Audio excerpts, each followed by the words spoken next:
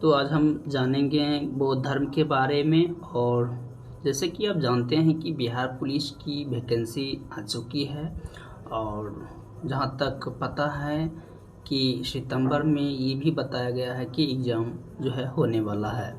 बहुत अच्छा खासा है, 21,000 से प्लस है और देख सकते हैं दरोगा भी है। मतलब एक तरह से सारी प्रक्रिया चल रही है।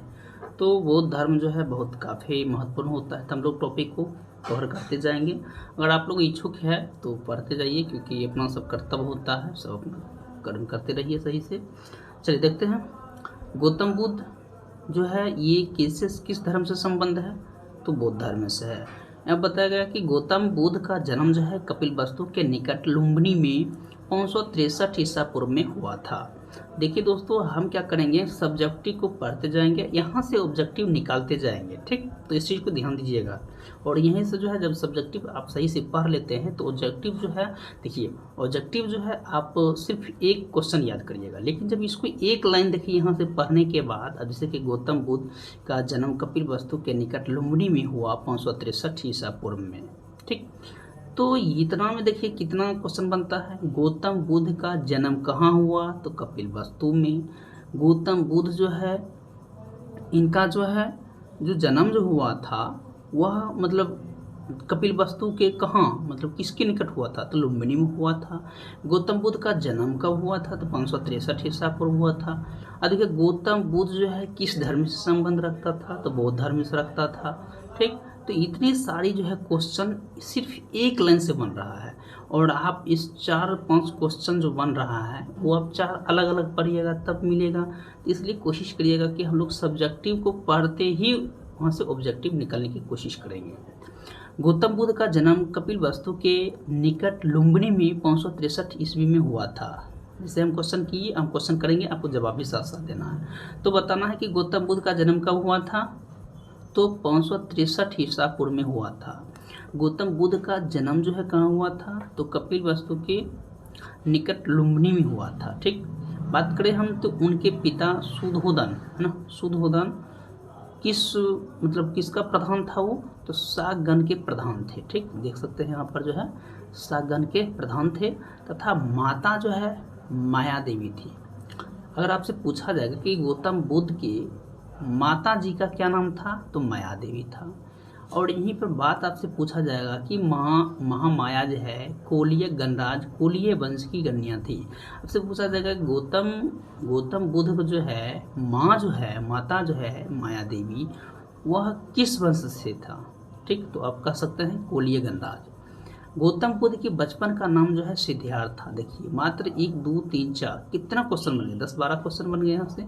गौतम बुद्ध के बचपन का नाम क्या था, तो सिद्धार्थ था। इनके जन्म के कुछ दिनों बाद जो है इनकी माता की देहांत हो गया था। कुछ दिनों को मतलब कहीं कहीं आप देखते होंगे कि कुछ दिनों यहाँ पर दिया गया है, लेकिन आप 7 दिन सुने होंगे, देखे होंगे। तो ये भी क्वेश्चन ऐसे पूछता नहीं है, लेकिन क्या पता पूछ दे। तो यहाँ पर हम अलग से इसको बता दिए हैं कि इनके माता का देहांत जो है 7 दिन के बाद हो गया था, मतलब जन्म के बाद। अतः इनका लालन पालन जो है वह कौन किया था, तो लालन पालन जो है आप देख सकते हैं, लालन पालन जो है इनकी मौसी प्रजापति गौतमी, जो कि गौतम बुद्ध की जो मौसी है वो मौसी कौन थी, ये प्रजापति गौतमी, जो कि इनकी माता की मृत्यु होने के बाद उनकी मौसी से शादी उनके पिता कर लिया था। कौन, तो ये जो है शुद्धोदन है ना। तो प्रजापति जो है गौतमी ने क्या किए थे, इनका लालन पालन किए थे। और इनका विवाह का मतलब किनका विवाह, तो गौतम बुद्ध का विवाह 16 वर्ष की अल्प आयु मतलब आधा आयु में शाक कुल की कन्या यशोधरा के साथ हुआ। आपसे पूछा जाएगा कि गौतम बुद्ध के पत्नी का क्या नाम था, तो आप कह सकते हैं अच्छे से यशोधरा। ठीक, उत्तरकालीन बौद्ध ग्रंथों में यशोधरा के अन्य नाम गोपा है ना, अन्य नाम गोपा। उत्तरकालीन जो है बौद्ध ग्रंथ के अनुसार जो है यशोधरा का नाम था गोपा था, बिंबा था और भदक्षिणा था आदि मिलते हैं। इनके पुत्र का नाम राहुल था। देखिए कितना बार क्वेश्चन पूछा गया है कि इनके पुत्र का क्या नाम है, तो इनका पुत्र का नाम जो है राहुल था।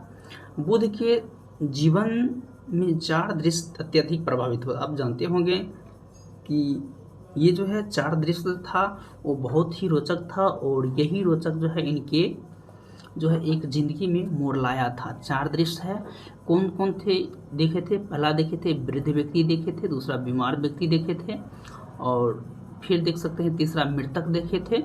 ठीक, देख सकते हैं 1 2 ठीक 3 और एक प्रसन्न सन्यासी देखे थे। तो आपको अगर पूछा जाए कि देखिए वृद्ध व्यक्ति हो गया, बीमार व्यक्ति हो गया, मृत व्यक्ति हो, प्रसन्न मतलब प्रसन्न यानी कि खुशी से झूमता हुआ सन्यासी देखा, तो इसमें से स्वाभाविक है कि कौन पसंद आया होगा? तो स्वाभाविक है सन्यासी पसंद आया था। तो इनके मन में ये चीज़ ख्याल आया। उसके बाद बताया जाता है यहाँ पर सिद्धार्थ ने पत्नी एवं बच्चों को सोते हुए छोड़कर गृह त्याग किया था। मतलब सिद्धार्थ ने पत्नी एवं बच्चों को सोते हुए छोड़कर गृह त्याग किया था। ठीक, मतलब बच्चे को छोड़ दिया, गृह त्याग किया था। गृह त्याग के समय सिद्धार्थ की आयु 29 वर्ष की अवस्था थी। कितने वर्ष थे? 29 वर्ष की अवस्था थी। बौद्ध ग्रंथ में गृह त्याग को महाभिनिष्क्रमण की संज्ञा दी गई थी।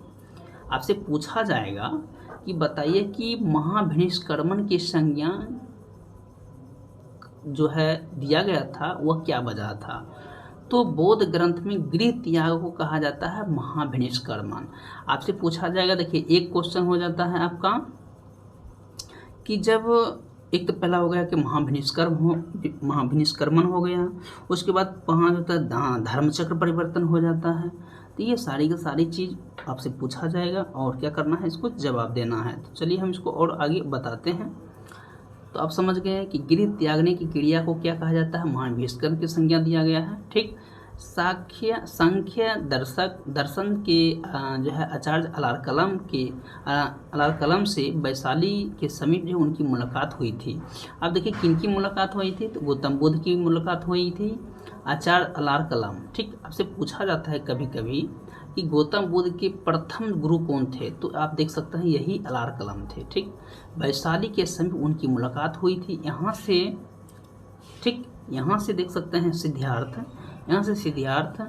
राजगृह के समीप निवास करने वाले रुद्रक रामपुत्र नामक एक दूसरे धर्माचार्य के पास गए थे। पहला हो गया आपका अलारकलम और दूसरा जो है रुद्रक रामपुत्र, मतलब दूसरा पहला तो हो गया अलारकलम हो गया और दूसरा जो हो गया रुद्रक रामपुत्र नामक एक दूसरे धर्माचार्य के पास गए थे। कौन गए थे? तो गौतम बुद्ध गए थे। उसको देख सकते हैं इसके पश्चात जो है सिद्धार्थ उड़े बेला बोध गया पहुँचे और 6 वर्षों की कठिन तपस्या है ना, कठिन तपस्या के बाद जो साधना के पश्चात 35 वर्ष की अवस्था में वैशाख की पूर्णिमा है ना रात्रि को एक पीपल के वृक्ष के नीचे जो है इनको ज्ञान की प्राप्ति हुई थी। ठीक, तो ये बहुत ही रोचक है और इस तरह से आप पढ़ते हैं तो क्वेश्चन देखिए हम अगर कराते ही जाएंगे, क्योंकि यहाँ पर से पूछा जाएगा कि बताइए गौतम बुद्ध जो है कितने वर्ष कठिन तपस्या किया था? 6 वर्ष। कितने वर्ष की अवस्था में ज्ञान प्राप्ति हुआ था? 35 वर्ष। किस नदी के किनारे हुआ था? तो यहाँ पर देख सकते हैं उर्वेला है। उसके बाद पूछा जाता है कि कब हुआ था? तो वैशाख की पूर्णिमा के रात ही हुआ था। तो बहुत क्वेश्चन होता है, सिर्फ ध्यान देते जाइएगा और बहुत अच्छे रहा। तो यहाँ आप देख सकते हैं कि बुद्ध का एक अन्य नाम जो है तथागत मिलता है। शाक्य कुल में जन्म लेने के कारण इन्हें शाक्य मुनि कहा जाता है। ठीक, शाक्य कुल में जन्म लेने के बाद जो है किनको जो है शाक्य मुनि कहा गया है? तो गौतम बुद्ध को कहा गया है। कहते हैं यहाँ पर ज्ञान प्राप्ति के पश्चात गौतम बुद्ध ने अपने मत का प्रचार आरंभ किया और उर्वेला से हुए सबसे पहले ऋषिपत्तनम है ना, ऋषिपत्तनम की बात करें तो बनारसी है। बनारसी कहाँ पड़ता है? उत्तर प्रदेश में, सारनाथ बनारसी पहुँचे। यहाँ जो है उन्होंने 5 ब्राह्मण सन्यासी को प्रथम उपदेश दिया था, जो कि ये ब्राह्मण जो है पहले इनको मिला था। पीपल वृक्ष जो था वहाँ जहाँ पर ये जो तपस्या कर रहे थे वहाँ पहले मिला था, लेकिन ये फिर बढ़ते गए। लेकिन जब इनको ज्ञान प्राप्ति हुआ तब उनको जो है यहाँ पर 5 ब्राह्मण को क्या किए थे? यहाँ उपदेश दिया था। और आपको पता है कि यही उपदेश जाके जो क्या कहा गया है? धर्मचक्र परिवर्तन। तो वहाँ गौतम बुद्ध जो है घर को त्यागने के कर्म में महाभिनिष्क्रमण और यहाँ देखिए उपदेश दिया, तो इसे धर्मचक्र परिवर्तन। तो ये काफ़ी इम्पोर्टेंट होता है, इस चीज़ को ध्यान आपको रखना जरूरी है।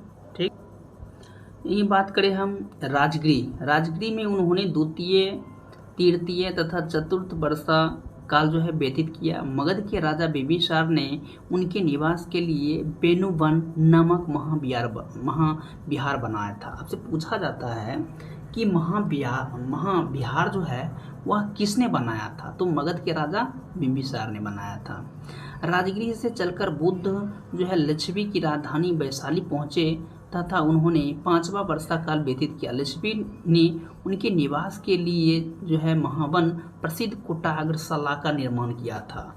आप पूछा जाएगा कि कोटाग्रशाला जो है जो निर्माण करवाया था किसने करवाया था, तो लिच्छवी करवाया था ना। लिच्छवी ने जो है उनके निवास के लिए क्या किए थे, महान प्रसिद्ध जो कोटाग्रशाला निर्माण कराया था। देखिए इसको पढ़ने के बाद होता है कि काफ़ी आपको जो है एक एक पॉइंट को आप कवर कर सकते हैं। वैशाली के प्रसिद्ध नगर अब्दू अमरपाली और उनके शिष्य बनी तथा भिक्षु संघ के निवास के लिए जो है अपनी अम्रपाटिका प्रदान की थी। ठीक, उसके बाद यहाँ बताया गया है